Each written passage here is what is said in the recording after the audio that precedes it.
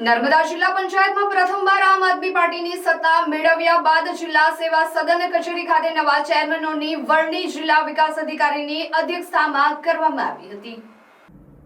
આ પ્રસંગે ધારાસભ્ય ચૈતર વસાવા અને જિલ્લા પંચાયતના સદસ્યો તથા કાર્યકરો મોટી સંખ્યામાં ઉપસ્થિત રહ્યા હતા, જેમાં કારોબારી ચેરમેન તરીકે અસ્મિતાબેન ઠાકોર, પંકજ વસાવા, બાંધકામ સમિતિ ચેરમેન ડોક્ટર દયારામ વસાવા, આરોગ્ય સમિતિ ચેરમેન ગોવિંદભાઈ ભીલ, શિક્ષણ સમિતિ ચેરમેન, સામાજિક ન્યાય સમિતિમાં શકુંતલાબેન વસાવા, બાળ વિકાસ સમિતિના શકુંતલાબેન તડવી, અપીલ સમિતિના ચેરમેન પ્રમુખ અંજનાબેન વસાવા અને સિંચાઈ સમિતિ રમીલાબેન વસાવાની વરણી કરાઈ હતી। મને કારોબારી અધ્યક્ષ તરીકે નિમણૂક કરવામાં આવી છે। શાખામાં પંકજભાઈ છે, શૈક્ષણિક ખાતામાં ગોવિંદભાઈ, સમાજ અને ન્યાય સમિતિમાં શકુંતલાબેન, બાળ વિકાસમાં શકુંતલા તડવીબેન છે, અપીલ સમિતિમાં પ્રમુખ અંજનાબેન છે, આરોગ્યમાં ડૉક્ટર દયારામ સાહેબ। આ બધી સમિતિઓની રચના કરવામાં આવી છે આજે।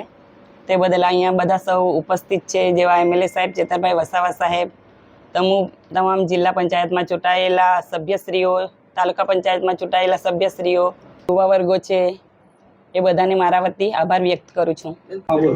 આજરોજ જ્યારે કારોબારી અધ્યક્ષની મારી વરણી કરવામાં આવી છે ત્યારે ખૂબ આનંદ અનુભવું છું અને પાર્ટી થકી અમે સારી રીતે કામ કરીશું।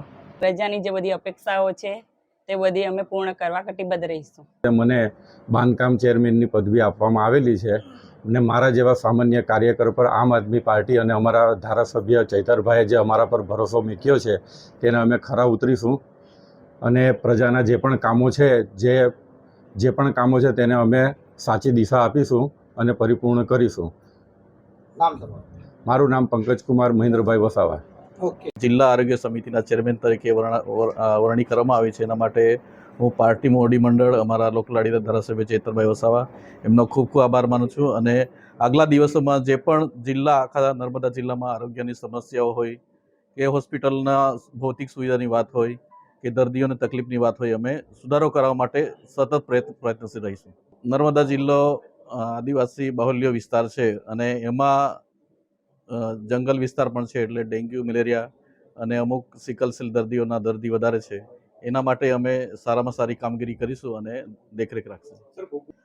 જે કુપોષણનો વિષય છે એના માટે અમે આખા જિલ્લા આરોગ્ય તંત્ર સાથે અને જે આંગણવાડી વર્કરો હોય કે આરોગ્ય કર્મચારીઓ સાથે સારી રીતે કામ કરીશું અને લોકોમાં જાગૃતિ લાવીને અને એમને જે પોષણ કીટ સરકાર તરફથી આપવામાં આવે છે એનું વ્યવસ્થિત આયોજન થઈને વહેંચણી થાય અને દરેક વ્યક્તિ આપણે જે પણ કુપોષિત બાળકો સુધી પહોંચે એની ગોઠવણ કરીશું।